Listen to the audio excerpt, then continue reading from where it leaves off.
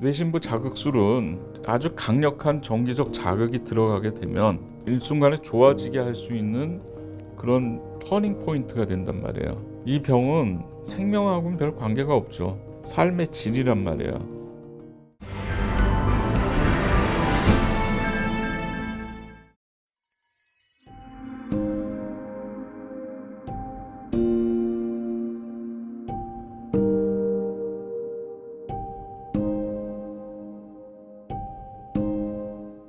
본태성 진전이라는 게 이제 본태성이란 말이 다른 특별한 이유 없이 생기는 떨림이라는 얘기죠. 진전이라는 건 떨림이고, 그래서 그게 이유 없이 손이 떨리는 게 이제 수전증이라고 따로 얘기를 하고, 손은 안 떨리시고 이 고개가 머리가 이렇게 떨리시는 분이 있어요.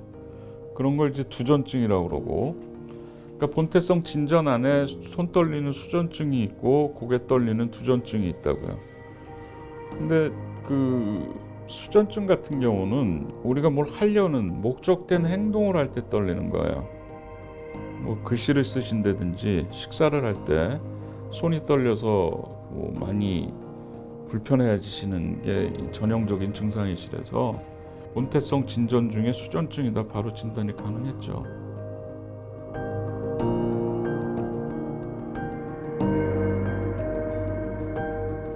근긴장 이상증에서 오는 떨림은 이 사지에서 다 떨림이 올 수가 있는데, 그 근육이라는 게 우리 몸의 근육이라는 게 우리 몸을 움직이게 하고 자세를 정상적으로 유지시켜주는 작용을 하는 게 근육이잖아요.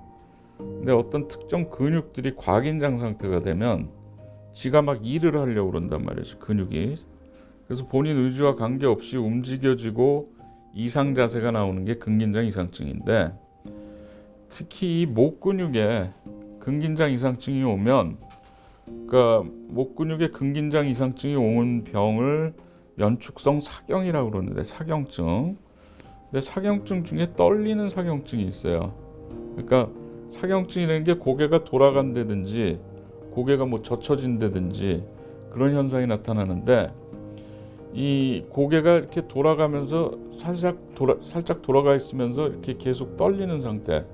그러니까 이게 본인도 모르게 저항성이 있는 거죠. 무의식 중에 저항성이 있어서 가는데 안 가는 이런 식으로 떨리는.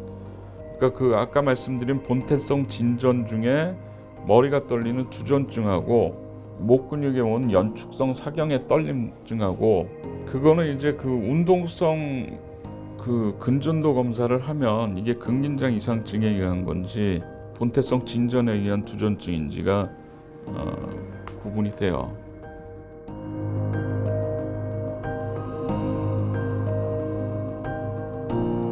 파킨슨병은 뭐 아시다시피 그 뇌에서 도파민이라는 신경 전달 물질이 나오질 않아서 생기는 건데, 그 도파민이라는 게 쉽게 말하면 기계의 윤활유 같은 작용을 하는 거예요. 그래서 기계에서 윤활유가 제대로 작동이 안 되면 떨리고 뻣뻣해지고 느려지잖아요. 근데 파킨슨병의 떨림은 가만히 있을 때 떨리는 거예요.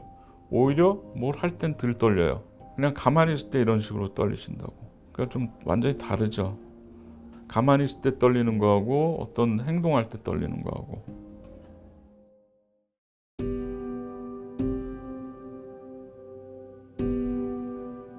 여기 구멍을 뚫어서 이 가느다란 전극을 이렇게 집어넣는 거예요. 근데 여기는 이제 뇌의 시상부라는 부분에 목표를 해서 집어넣고, 이게 정기적 자극이 계속 가야 되기 때문에 요 가슴 부위에다가 작은 이런 건전지를 집어넣어서 피부 밑으로 선을 연결시켜서 밖에선 전혀 안 보이게 해서 정기적 자극이 계속 갈 수 있도록 만드는 거죠. 이제 뇌신부 자극술이 좋은 게 조절이 가능하다는 거예요. 그걸로 끝이 아니란 말이죠. 전극을 집어넣는 수술 자체가 끝이 아니라 정기적 자극을 저희가 조절을 해서 환자분 상태에 맞춰드릴 수가 있다는 거예요. 그리고 양쪽을 한꺼번에 해서 양쪽 손을 다 안 떨리게 해드릴 수 있는 게 장점이에요.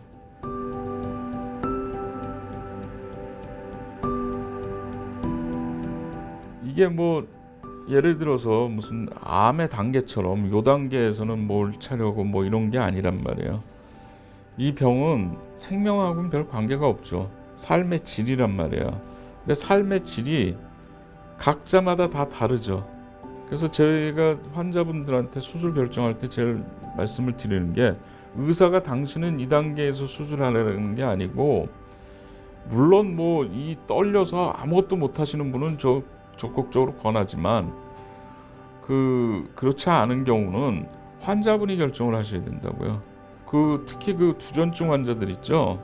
아주 심하신 분들은 너무 떨려가지고 어지럽고 뭐 일상생활 못 하시는 분들은 그거는 수술로 이렇게 도움이 된다고 제가 말씀을 드려서 수술적 권유를 하지만, 이 떨림이 아주 약하게 떨려서도 환자분이 사회생활 못 하시는 분들이 있어요. 남들이 자기 보는 시선이 너무 불편해서. 그런 경우 적극적으로 본인이 해달라고 오시는 분들이 있다고요. 그런 경우는 해드리죠. 뭐 저도 그렇고 모든 사람들이 자기가 즐기는 행동을 하면 가장 그 엔돌핀이나 이런 좋은 신경 전달 물질들이 많이 나오잖아요. 근데 이제 그 본태성 진전이나 이렇게 떨림증 환자나 근긴장 환자나 근긴장 이상증 환자나 그런 병이 생기게 되면 즐기던 액티비티를 갖고 있는 취미생활들을 못 하셨다고요. 근데 그걸 하게 되면 아주 큰 기쁨이나 좋은 신경 전달 물질들이 막 생성이 된단 말이에요.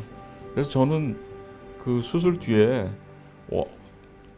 이 병 때문에 못했던 취미생활 있으시면 그거 빨리 하시라고 그 말씀을 많이 드리죠.